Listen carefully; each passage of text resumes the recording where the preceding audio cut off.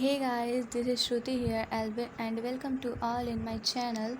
जैसा कि आप सभी जानते हैं कि मैंने आपको बहुत सारे वीडियोस की जानकारी दे चुकी हूँ, लेकिन आज मैं आप लोग के लिए एक नए प्लेलिस्ट लेके आई हूँ जिसमें आपको 6, 7, 8 बहुत सारे क्लास मतलब पूरा 6 to 12 क्लास तक के आपको बायोलॉजी के फिगर्स के बारे में आपको समझाऊँगी।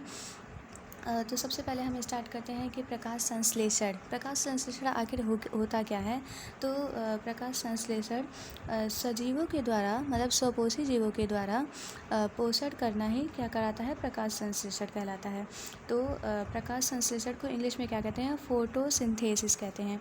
तो प्रकाश संश्लेषण के लिए जो कच्ची सामग्री होती है वो क्या क्या होता है। सबसे पहला होता है सनलाइट, सूर्य का प्रकाश। दूसरा होता है वायुमंडल से प्राप्त होता है हमें जो होता है कार्बन डाइऑक्साइड।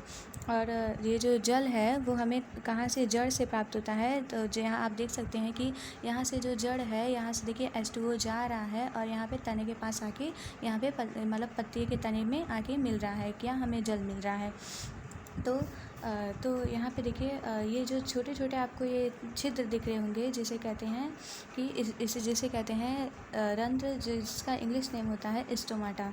तो ये देखिए हमें सूर्य से सनलाइट प्राप्त हो गया, और यहाँ वायुमंडल से हमें कार्बन डाइऑक्साइड प्राप्त हो गया, और तने से हमें जल प्राप्त हो गया। और अब यहाँ आता है कि चौथा सामग्री जो होता है बहुत महत्वपूर्ण भूमिका निभाता है प्रकाश संश्लेषण में, जो है क्लोरोफिल। ये हमें कहाँ से प्राप्त होता है कि ये जो पत्ती होती है, जो पत्तियों की कोशिका होती है, उसके कोशिका में कोशिकांग पाए जाते हैं, और कोशिकांग में क्लोरोप्लास्ट पाया जाता है, जिसे हम क्या कहते हैं, हरित लवक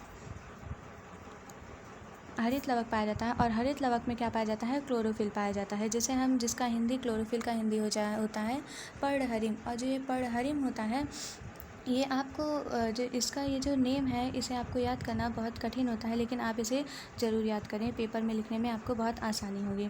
तो चलिए हम यहाँ पे देखिए मैंने आप लोगों के लिए एक पत्ती ड्रॉ कर लिया है।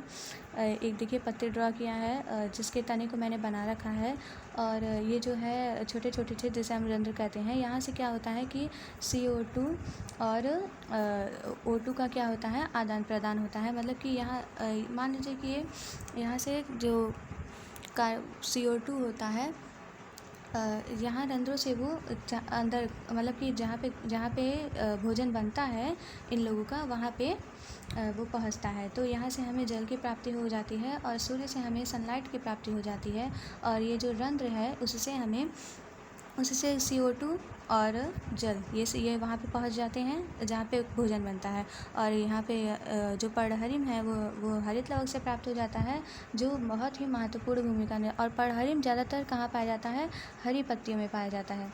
पर्णहरिम हरी पत्तियों में पाया जाता है। तो देखिए मतलब कि कैसे होता है कि पहले देखिए कार्बन डाइऑक्साइड मिलता है प्लस H2O जो होता है, मतलब कि जल होता है, कार्बन डाइऑक्साइड होता है, जो क्रिया करता है किसी सनलाइट और पर्णहरिम से, मतलब क्लोरोफिल से। तो ये क्या बनाता है, ग्लूकोज बनाता है।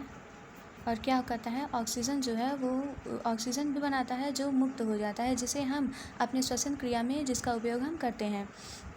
तो यहाँ पे हमारा जो प्रकाश संश्लेषण है, ये पूर्ण होने के बाद ये जो ग्लूकोज होता है, ये ग्लूकोज जो होता है, इसे पत्तियाँ जो है वो डायरेक्ट संचित नहीं करती हैं। इसे किसके रूप में, स्टार्च के रूप में संचित करती हैं, जिसे हम हिंदी में कहते हैं मंड। स्टार्च के रूप में करते हैं, जिसे हिंदी में कहते हैं मंड, जिसे और भी एक नाम से जानते हैं, चोकर नाम से भी इसे हम जानते हैं। तो देखिए इन लोग का भोजन तो बन गया। तो अब जब बन गया है तो मैं आपको एक और फिगर से आपको बताना चाहती हूँ कि देखिए जब ये जो पेड़ है, देखिए एक वृक्ष है जिसका ये जड़ है, और यहाँ से जड़ में क्या उपस्थित है, पानी है। तो पानी जड़ के माध्यम से गया कहाँ पे, यहाँ पेड़ के पूरे शीर्षस्थ भाग पर गया है।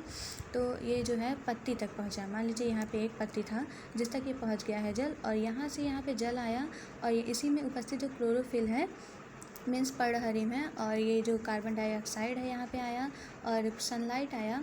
तो यहाँ पे स्टार्च बन चुका है। यहाँ पे स्टार्स बन चुका है। तो अभी प्रकाश संश्लेषण की जो क्रिया है वो हमारी समाप्त हो गई है और मैं आशा करती हूँ कि आप सभी को प्रकाश संश्लेषण की क्रिया बहुत ही अच्छे से आ गई होगी, ख़त्म हो चुका है। तो मुझे लगता है कि आप सभी को मेरी वीडियो बहुत अच्छी लगी होगी। तो अगर आपको ये वीडियो अच्छी लगी हो तो हमारे चैनल को सब्सक्राइब करिए, लाइक करिए, कमेंट करिए और आपको जो भी स्टेप इसमें समझ में ना आया हो कमेंट करके ज़रूर पूछिए। मैं आप लोगों के लिए एक नई वीडियो इसमें बना के लेके आऊँगी अगर आपको नहीं समझ में आया है। अगर आया है तो इसको पेपर में यूज़ कीजिएगा और इसका बार बार रिविज़न कीजिएगा जिससे आपको अच्छी लगे। So thank you.